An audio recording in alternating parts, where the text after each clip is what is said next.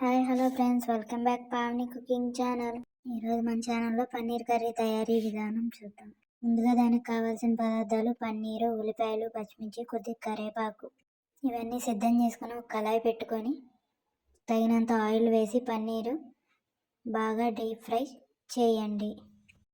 కొత్తగా ఎవరైనా మన ఛానల్ని చూస్తున్నట్టయితే లైక్ చేయండి, షేర్ చేయండి అండ్ సబ్స్క్రైబ్ చేసుకోవడం మాత్రం మర్చిపోబాకండి.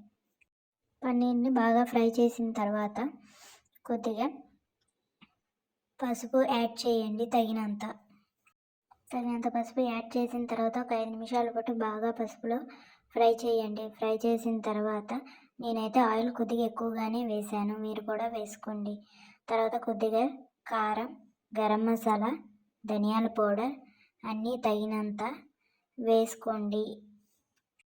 ఇవన్నీ బాగా ఫ్రై అయిన తర్వాత ఒక 10 నిమిషాల పాటు బాగా పన్నీర్ ముక్కల్ని బాగా ఫ్రై చేసి పెట్టండి పక్కకి. పన్నీర్ ముక్కలు బాగా ఫ్రై అయిపోయిన తర్వాత ఒక ప్లేట్లోకి తీసి పక్కకి పెట్టుకోండి.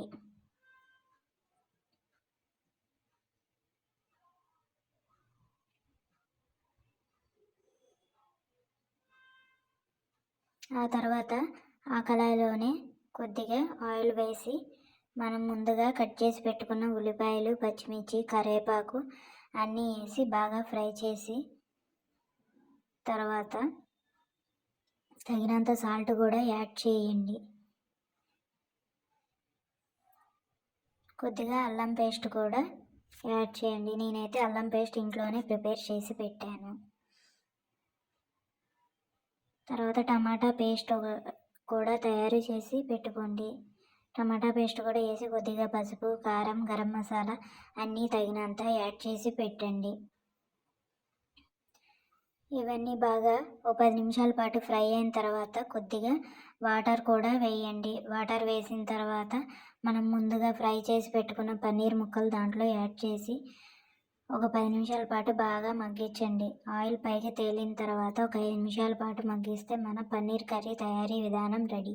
కొత్తగా ఎవరైనా మన ఛానల్ని చూస్తున్నట్టయితే లైక్ చేయండి, షేర్ చేయండి అండ్ సబ్స్క్రైబ్ చేసుకోండి. ఇలాంటి రెసిపీస్ ఎన్నో కావాలంటే ముందుగా మన ఛానల్ సబ్స్క్రైబ్ చేసుకోవడం మర్చిపోకండి.